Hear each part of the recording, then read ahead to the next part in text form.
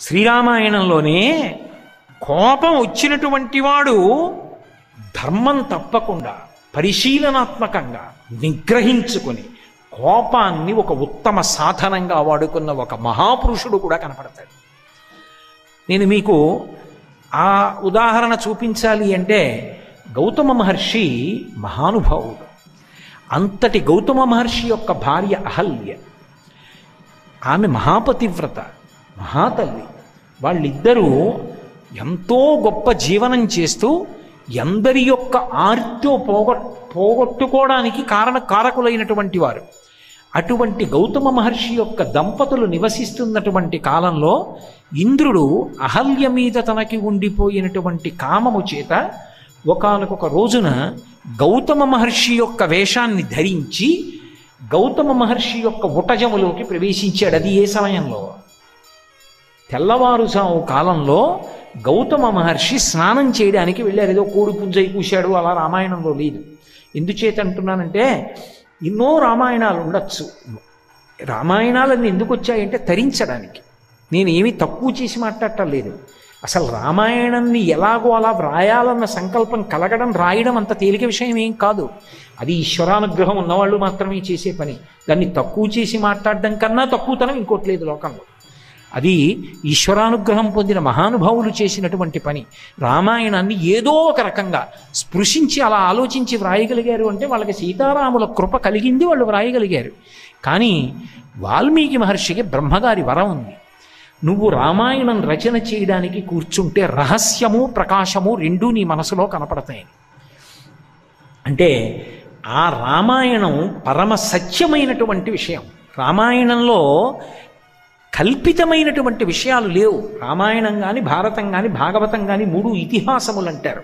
ఇతిహాసములంటే ఇతిహాసం, అది అట్లే జరిగినది. అందుకే వాటిని పాత్రలు అనకూడదు. పాత్రలు అంటే కాల్పనిక సాహిత్యం. వ్యక్తులు వాళ్ళు యథార్థంగా ఉన్నారు, యథార్థంగా జరిగిన కథ. వ్యాసుడు భాగవతంలో అంతర్భాగం, వ్యాసుడు భారతంలో అంతర్భాగం, వాల్మీకి మహర్షి రామాయణంలో అంతర్భాగం. వాల్మీకి మహర్షి ఆశ్రమంలో సీతమ్మ ఉంది. వాల్మీకి మహర్షికి నారదుడు వచ్చి సంక్షేప రామాయణం చెప్పాడు. రామదర్శనాన్ని వాల్మీకి పొందారు. లవకుశులకి రామాయణం నేర్పారు, రామాయణ గానం చేయించారు. కాబట్టి వాల్మీకి అందులో ఒక వ్యక్తి. అటువంటి రామాయణం ఏదైతే ఉందో ఆ రామాయణము ఇతిహాసము. ఆ రామాయణ రచన చేస్తున్నప్పుడు రామాయణంలో ఉన్న వ్యక్తుల మనసులలో ఉన్న భావాలు కూడా నీకు తెలుస్తాయి. వరం ఇచ్చారు బ్రహ్మగారు. అందుకే వాల్మీకి రామాయణము పరమసత్యం. అందులో ఏం చెప్పబడిందో అది ఇక తిరుగులేనటువంటి విషయం. అందుకు నేను కోడి పుంజై కూసినట్టు రామాయణంలో లేదు అనడానికి కారణం. అందులో ఇంద్రుడు కోడి పుంజై కూశాడు అని లేదు. వాల్మీకి మహర్షి తెల్లవారుజామున స్నానం చేయడానికి వెళ్ళారు. అది ఆయన కర్తవ్యం, ఆయన ధర్మదృష్టి. ఆ సమయంలో స్నానం చేస్తారు పెద్దలు, అందుకని ఆ స్నానానికి వెళ్ళారు. ఆయన స్నానానికి వెళ్ళారు. ఆ సమయమునందు కలగకూడని కోరిక ఇంద్రుడికి కలిగింది. ఏ కారణానికి కలిగింది? ఏ దేవతా కార్యం తీర్చడానికి పక్కన పెట్టండి.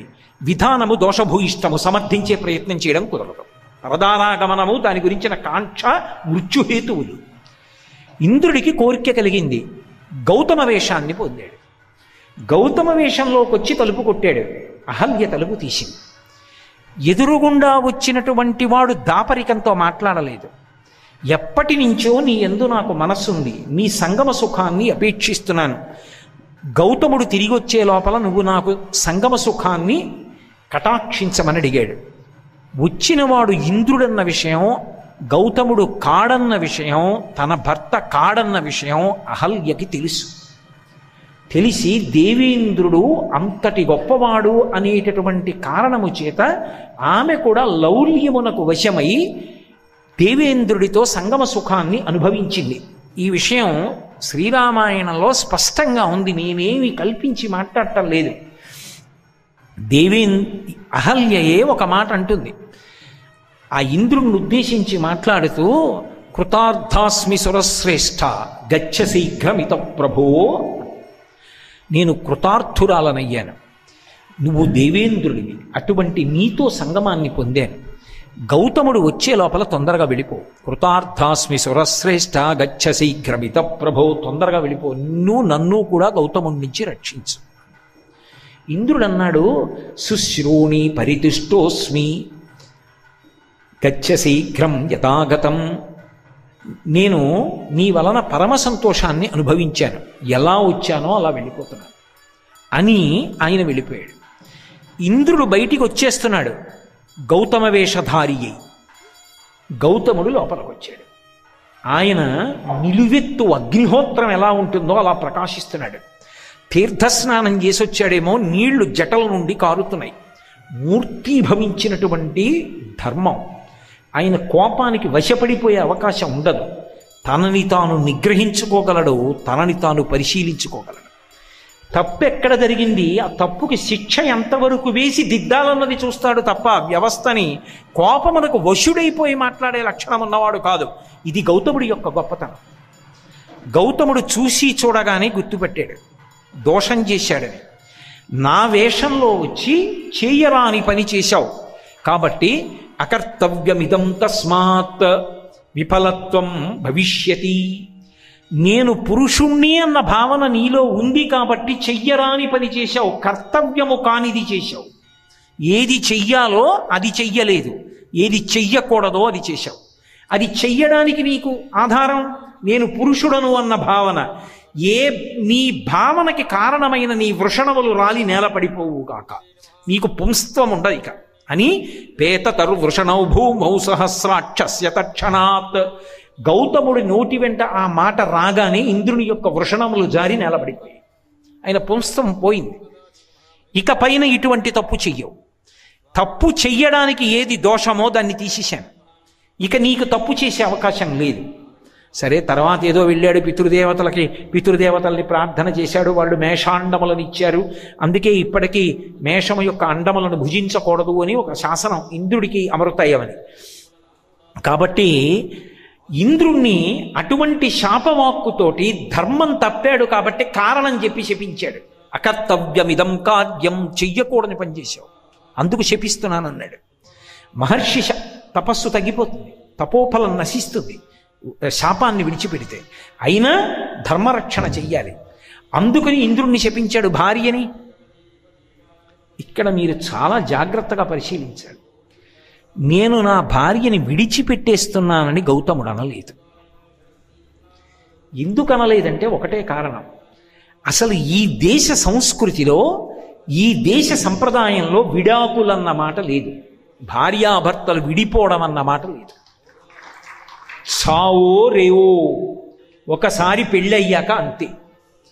ఆమె నీ మాట వినదా, నువ్వు అదృష్టవంతుడివి, వైరాగ్యం వస్తుంది.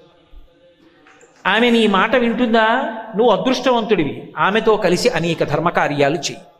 తప్ప ఆమెని నేను విడిచిపెట్టేస్తున్నాను, ఆమెని పరిత్యజిస్తున్నాను, ఈ మాట లేదు. అందుకే విడాకులన్న మాట మీకు కనపడదు. ఏ పెద్ద దోషం చేస్తే అసలు భార్య నా మాట నచ్చో ఆ మాట గౌతముడు వాడలేదు. అందుకే ఆయన అన్నాడు, నువ్వు చెయ్యరాని పని చేశావు, ఇంద్రుడిని తెలిసి కూడా సంగమించావు, అందుకే నువ్వు ఇదే ఆశ్రమంలో బహు నిత్యం వసిష్యసి. ఎలా? వాయుభక్ష నిరాహార తప్యంతి భస్మశాయిని అదృశ్యా సర్వభూతానాం. ఈ ఆశ్రమ ప్రాంగణానికి వచ్చినటువంటి ఏ భూతమునకు కూడా ఇక్కడ నువ్వు ఉన్నావన్న విషయం కనపడదు. నువ్వు అన్నం తిన్నావు, తిన్న అన్నంలోంచి రజోగుణం పుట్టింది, రజోగుణం పుట్టింది కాబట్టి అధర్మమైన కోరిక పుట్టింది, అధార్మికమైన కోరిక తీర్చుకున్నావు, అందుకే అన్నం తినకింక. ఎంత గొప్ప అనుగ్రహం అండి! భార్యని ఉద్ధరించుకుంటున్నాడా? అంత తప్పు చేసిన భార్యని ఉద్ధరిస్తున్నాడు తప్ప విడిచిపెట్టట్లేదు. అందుకే వాయుభక్ష, గాలి తిను. ఆమె ఆ శక్తి ఉంది ఆవిడికి. నిరాహార, ఆహారం పుచ్చుకోకు. తప్యంతి, తపస్సు చెయ్యి. భస్మశాయిని, షాయి అంటే పడుకుని ఉండడం, భస్మశాయిని భస్మమునందు పడుకుని ఉండు. ఆవిడ్ని శిల అయిపోమ్మని చెప్పలేదు, శిల అయిపోతే ఇంక చైతన్యమే ఉంటుంది, ఇంక తపస్సు ఏం చేస్తుంది? భస్మశాయిని, భస్మము చేత కప్పబడి ఉంటావు. అదృశ్యా సర్వభూతానాం, సమస్త భూతములకు నువ్వు కనపడవు, అలా ఉంటావు. తపస్సు చెయ్యి. నీ తపస్సు పండిన రోజు ఒకటి వస్తుంది. ఆ రోజు గుర్తు ఏమిటంటే రామలక్ష్మణుడు వస్తారు. రామలక్ష్మణులు వచ్చిన తరువాత నువ్వు ఏ పాపం చేశావో ఆ పాపం నీ తపస్సు చేత పోయిందని గుర్తు. అప్పుడు వాళ్ళకి ఆతిథ్యని, నేను వచ్చి నిన్ను మళ్ళీ స్వీకరిస్తాను, మనం సంతోషంగా మళ్ళీ జీవనం చేద్దాం. ఇప్పుడు నాకు చెప్పండి, గౌతముడు కోపమునకు వశుడైతే ఇలా మాట్లాడగలడా? ఇంత లెక్క కట్టి ఇంత జాగ్రత్తగా భార్యని ఉద్ధరించుకోవడానికి మాట్లాడతాడా? అంతకన్నా దోషభూయిష్టమైనటువంటి వాక్కు నోటి వెంట వచ్చేస్తుందా? ఇది నిగ్రహించుకోవడం అంటే. ఇది తప్పు చేసినా ధర్మాన్ని దృష్టిలో పెట్టుకుని మాట్లాడాడు. అంటే కోపమును నిగ్రహించుకోగలిగిన వాళ్ళు ఎవరున్నారో వాళ్ళు మహాపురుషులై నిలబడతారు. వాళ్ళు పడిపోయిన వాళ్ళని పైకెత్తగలరు ఎవరంటే ఆ కోపాన్ని నిగ్రహించుకునే స్వభావం ఉన్నవాళ్ళు. ఆ నిగ్రహించుకునే స్వభావం గౌతముడికి లేకపోతే ఆయన మొత్తం తపస్సు పోయేట ఆయన ఏదేదేదేదో అనేసేయచ్చు అని అనలేదు. ఈ మాటలు అన్నాడు, ఆయన వెళ్ళిపోయాడు.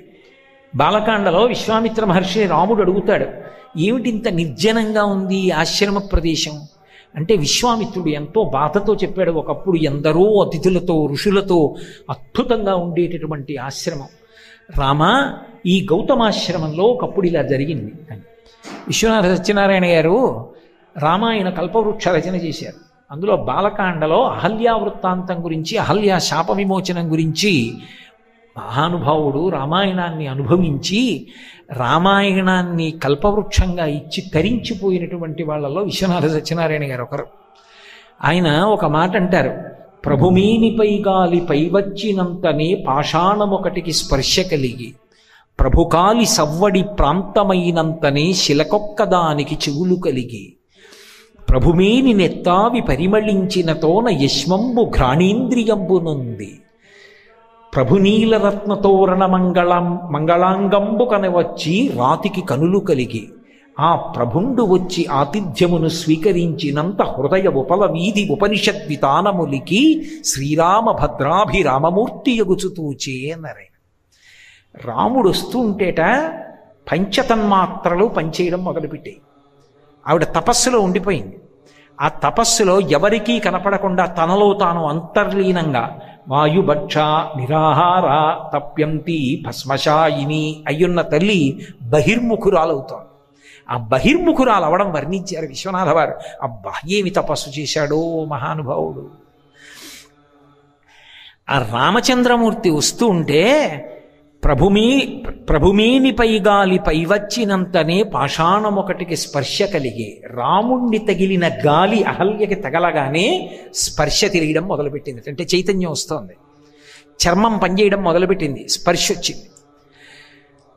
ప్రభుకాలి సవ్వడి ప్రాంతమైనంతనే శిలకొక్కదానికి చెవులు కలిగి, రామచంద్రమూర్తి యొక్క అడుగుల చప్పుడు వినపడగానే చెవులు పనిచేయడం మొదలుపెట్టేయటం, శాప విమోచనం అయిపోతోంది. శిలకొక్కదానికి చెవులు కలిగి, ప్రభుమేని నెత్తావి పరిమళించినతోన యశ్వంబు ఘ్రాణేంద్రియంబునుంది. రామచంద్రమూర్తి నుంచి వచ్చేటటువంటి ఆ సువాసన తగలగానే ముక్కు పనిచేయడం మొదలుపెట్టింది. ప్రభునీలరత్నతోరణ మంగళంగంబు కనివచ్చి రాతికి కనులు కలిగి, ఆయన యొక్క నీలకాంతి, ఆ రామచంద్రమూర్తి పుంసాం మోహన రూపాయ పుణ్యశ్లోకాయ మంగళం, ఆయన నడిచొస్తుంటే ఆయన కాంతికి కనురెప్పలు విచ్చుకొని చూడడం మొదలుపెట్టేయటం. మరి నాలుక, ఆయనకి ఆతిథ్యం ఇచ్చిన తరువాత నాలుక పనిచేయడం మొదలుపెట్టింది. శ్రీరామ భద్రాభిరామమూర్తి యగుచుతూ చేయి, ఇక సీతా కళ్యాణమై శ్రీరాముడు కాబోతున్నాడని తెలుసుకుంది. రాముడు నా వల్ల శాప విమోచనమైందనలేదు.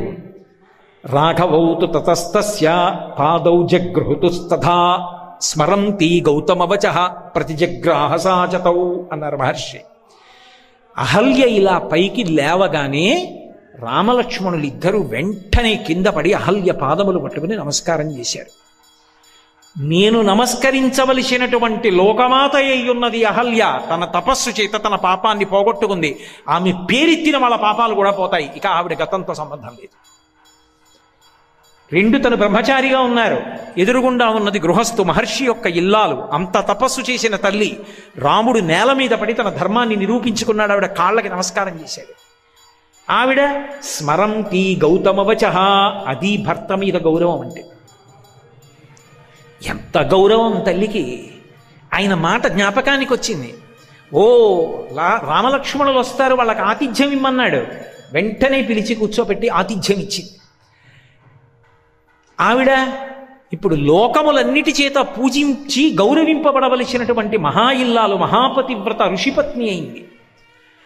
అటువంటి అహల్యామాత విషయంలో గౌతమ మహర్షి శాపాన్ని ఇచ్చేటప్పుడు, కోపాన్ని వాడేటప్పుడు ఉద్ధరణకి హేతువులుగా ఇంద్రుడి పట్ల కానీ అహల్య పట్ల కానీ కోపాన్ని ఎంత వశం చేసుకుని ఒక సాధనంగా అవతల వాళ్ళని పైకెత్తడానికి ఉపయోగించారు తప్ప, మార్పు తేవడానికి ఉపయోగించారు తప్ప, కేవలం తప్పు చేశారని కోపం పెట్టుకోవడానికి ఉపయోగించలేదు.